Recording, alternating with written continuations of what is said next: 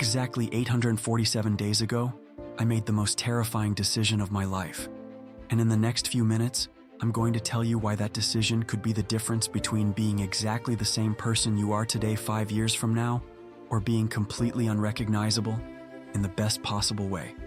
But first, let me ask you something. And I want you to be brutally honest with yourself, because nobody else is listening. How many times this week have you woken up feeling like an actor playing a role you never chose? How many times have you checked your bank account and felt that stab of panic? How many times have you thought, I should be further along in life at my age?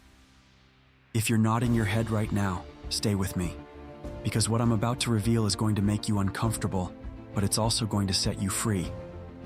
Here's the truth nobody wants to tell you.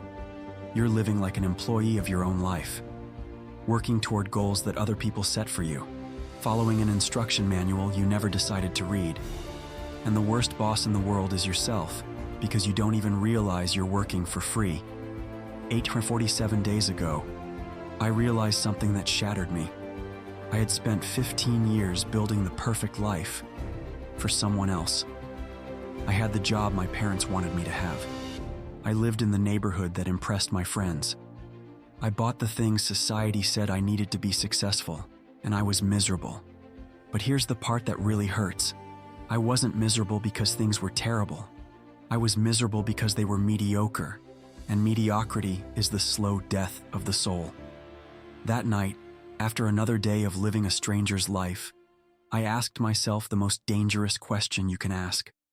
What would happen if I treated my life like I treat my most important work? What would happen if I gave myself the same kind of attention, resources, and strategy that I give to any project that really matters to me? What would happen if I stopped being an employee of my own existence and became the CEO of my life? And that question led me to a revelation that changed everything. A revelation so simple that at first it seemed ridiculous, but so powerful that it literally rebuilt my life from scratch. This revelation has to do with 3 words you've probably heard 1,000 times, but never the way I'm going to explain them to you today. 3 words that, when you truly understand them, become the secret code to unlock any life you want to live. But let me tell you what happened when I finally made that terrifying decision 847 days ago. I decided to fire myself, not from my job. I fired the version of myself that had been living on autopilot, the version that reacted instead of created, the version that expected life to be fair instead of making it extraordinary.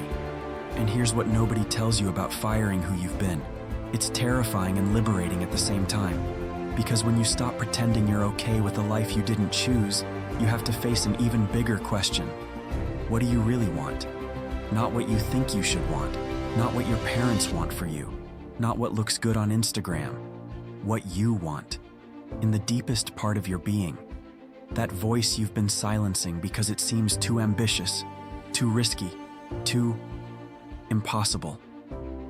Joe Dispenza is right when he says most people wake up every day to recreate the same life as yesterday. The same thoughts, the same emotions, the same decisions. And then they wonder why nothing changes. But here's the trick. Your brain is programmed to keep you safe, not to make you successful. It's programmed for the known, not for the extraordinary. And if you want an extraordinary life, you have to be willing to do things that your brain is going to resist with all its strength. And here are those 3 words that changed everything for me. You are your project, not your job, not your family, not your house, not your bank account. You. But not in the way you're probably thinking. It's not about being narcissistic or selfish. It's about understanding something most people never understand, that everything you want in life flows from the person you become. You want more money, but have you invested in becoming the kind of person who attracts and multiplies money? You want better relationships, but have you invested in becoming the kind of person who deserves and cultivates extraordinary relationships? You want freedom, but have you invested in becoming the kind of person who makes the decisions that create freedom? Look, I'm going to be direct with you because the time we have together is limited, and your life is too valuable to waste on half-truths. Michael Beckwith says it in a way that blew my mind. You cannot outperform your level of personal development. It doesn't matter how many strategies you know, how many courses you take, or how many books you read. If you haven't done the internal work of becoming the person who can handle the success you say you want, you're going to self-sabotage again and again. Have you noticed that some people seem to attract opportunities effortlessly? That some people can lose everything and rebuild it quickly? That some people radiate a confidence and peace that you wish you had?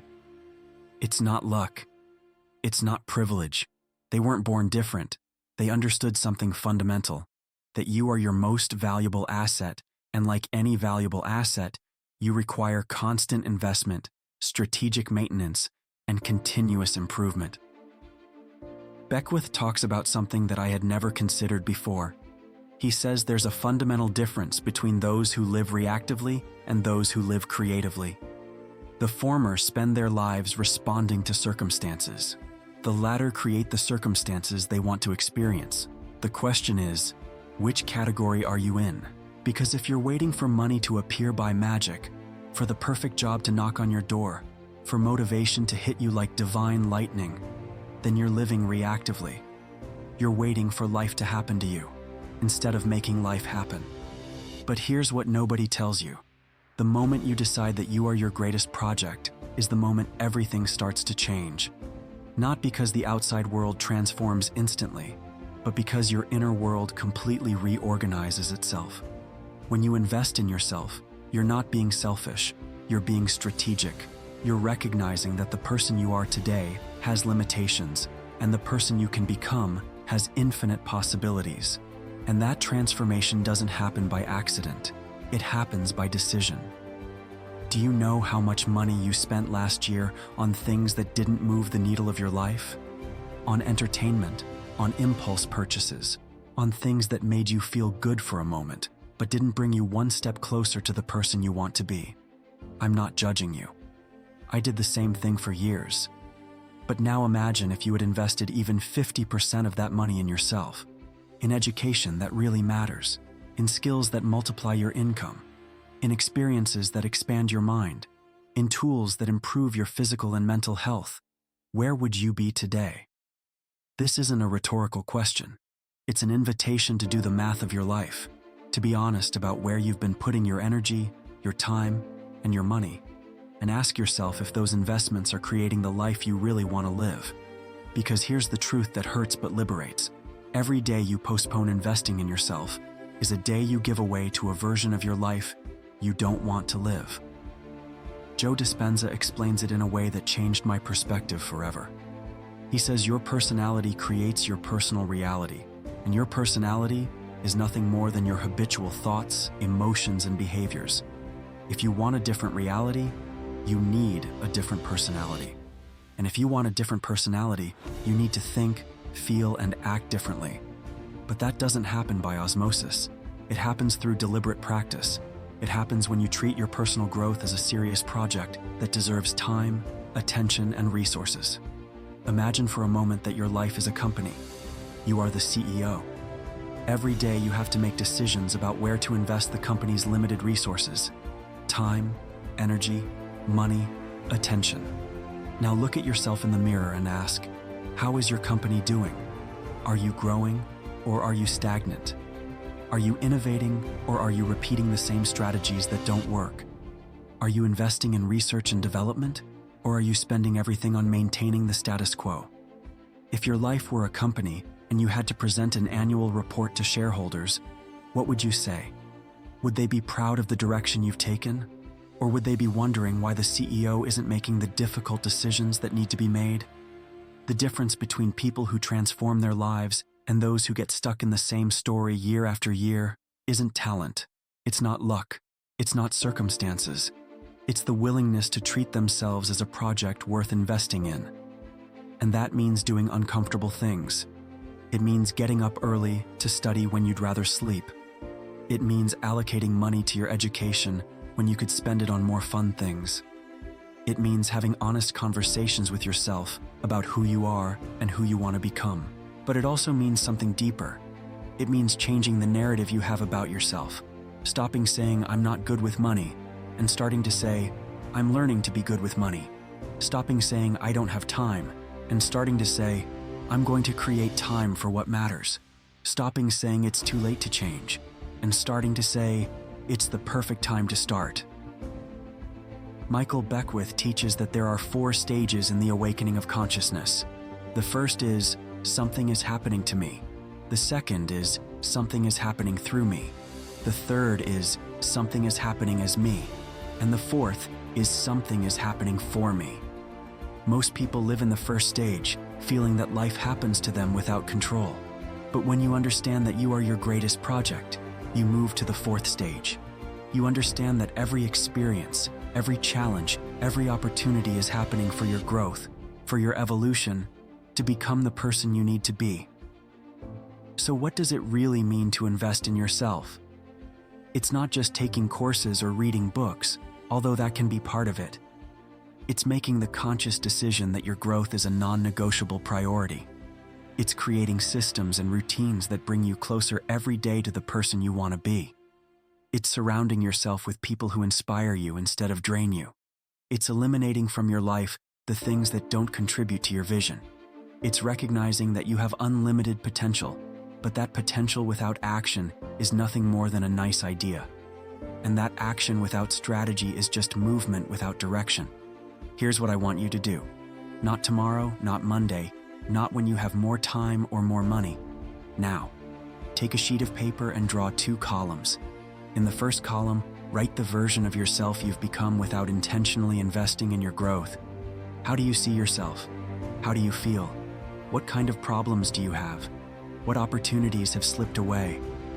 In the second column, write the version of yourself after 5 years of consistent investment in your personal, professional, and financial growth. How do you see yourself? How do you feel? What kind of problems have you solved? What opportunities have you created? The difference between those 2 columns is the difference between treating your life as something that just happens and treating it as your masterpiece. You are your greatest project. Not because you're narcissistic, but because you recognize that everything good you can give to the world flows from the person you become. Your family deserves the best version of you. Your work deserves the best version of you. Your dreams deserve the best version of you. And that best version isn't going to appear by accident. It's going to appear by intention, by investment, by the daily decision not to settle for less than what you can become. Time is going to pass anyway. The question is, who are you going to be when it passes? Don't postpone it anymore. Your future self is waiting for you to make the decision that will change everything. The decision to make yourself your own priority. Start today. Start now. Because you are your greatest project, and the best projects never wait for the perfect moment to begin.